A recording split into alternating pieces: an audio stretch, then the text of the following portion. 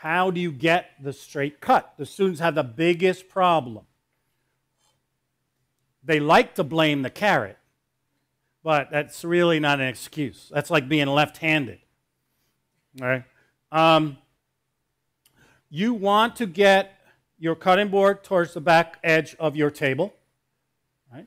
You want it to be at a proper height. This is a pretty comfortable height for me. I think it's around 34 inches, something like that. Okay. If you're taller or something, you can put some more cutting boards on top or raise it up. You know, I had one woman who was very tall, and this is how she stood in lab. I was like, that couldn't be comfortable, you know. You can either stand facing, like straight. A lot of people adapt kind of a front foot forward, front foot back. You can use the edge of your board as a guide if you want, because that's straight. So if I get my knife over here, I can see straight down. So I can be over here looking straight down, okay? The most important thing is that you feel comfortable doing it. Don't put your product at the back of the board. Bring it towards the front of the board. Okay? Keep a clean board. If you had to peel everything, peels all over and you're still trying to cut here, separate this product from that product, keep it neat. When you have something that needs to be put in water, keep a bucket of water around. So let's do a couple of quick cuts. Let's start with a Julienne. All right? Our Julienne cut is going to be 2 inches by 1/8 by 1/8. Now, none of you are really, first of all, why do we cut so perfect? Why do I care? Why do you care? Cooking time. Number one, for the home cook, cooking time. If everything's the same size, it cooks at the same rate. Number two, in a professional environment, to me, it shows that the cooks know what they're doing and take the time to do it. So they're not just chopping away, okay? They actually are going to spend time giving you very nice cuts. So we're going to start by squaring off one edge. Now, finger placement. Let's call it the claw. You're going to use the claw. All right? Like that, okay? My fingers are bent back. I'm not exposing my fingertips. And I'm using my fingers as a guide. All right? When we're starting, we can probably get with that rocking motion, like this. So I get my product. If I have something round, it's a little bit more difficult at the beginning because it tends to want to roll. So you're going to have to be a little bit stronger with your claw. I'm going to square it off.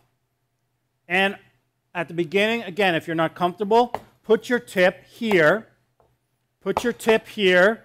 And then, remember we got a carrot, so we're going to go a little bit farther back and slice straight through, straight down. Okay? If you feel a little bit more comfortable, then you can use your knife in the air if you choose. All right? We're going to measure off about 2 inches and slice straight down. Now we're going to square off our product to start. So we're going to take our first cut. Notice my fingers again. This has got to be the strongest one because I have that. It can rock. Those of you that are like, oh, I don't know, look at my knife, my cut. You know, some people have to go like this. Because you've got to have the same pressure all the way through your cut. You can't start hard and then slide off, okay? So you're going to start, you're going to line it up. Okay, let's see. I'll come over here. I can see straight down, and I'm going to make my first cut straight down. Now I'm in good shape. All of this is being saved because you're going to make carrot salad for Sunday brunch.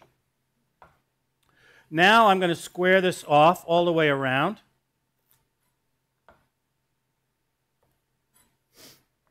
And if I look at it and I'm like, okay, I need to straighten it up a little bit, you can go back and straighten it up if you want, okay? So again, let's get this scrap out of the way. We'll have some bags or something up there for everyone to collect all this, okay? So I get a nice rectangle, 2 inches to whatever approximately size my product is. This works with potatoes. You're going to do this with the potato, as a matter of fact. Works with parsnips, works with celery, whatever hard product, okay? Now I'm going to go 1/8 of an inch. Well, most of us tend at the beginning to cut more than a larger slice than we think. So 1/8 of an inch is very small. We really want to look at it, step back, and this is the hard part, going straight down all the way through 1/8 of an inch. So we have 1/8 of an inch slice. Now we go another 1/8 of an inch, and we start to make our juliennes, okay? So I can turn my julienne, by the way, into a brunoise by cutting this now into 1/8 of an inch right here. Now I have brunoise, 1/8, 1/8 by 1/8, all right? So that's one cut I would like you guys to try, the julienne on the carrot, all right? Your second cut is going to be a bâtonnet. Bâtonnet is a French fry. So we're going to start by cutting off the end, and we're going to go about 2.5 inches. Some people go 3. We're going to go about 2.5. We're going to again square it off. And you can see that there's a lot of quote-unquote waste in a kitchen when you do these square cuts.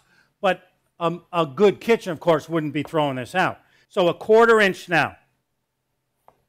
1/4 inch. And we'll get, that one has a little cut out of it, so, you know.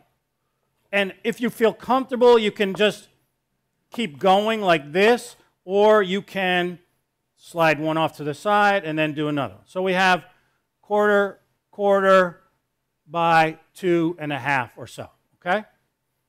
Oh, and by the way, after that, yeah, you could take that and do our small dice. And notice on the finer the cut, the more I move up to the tip of my blade, okay? And we'll do some small dice.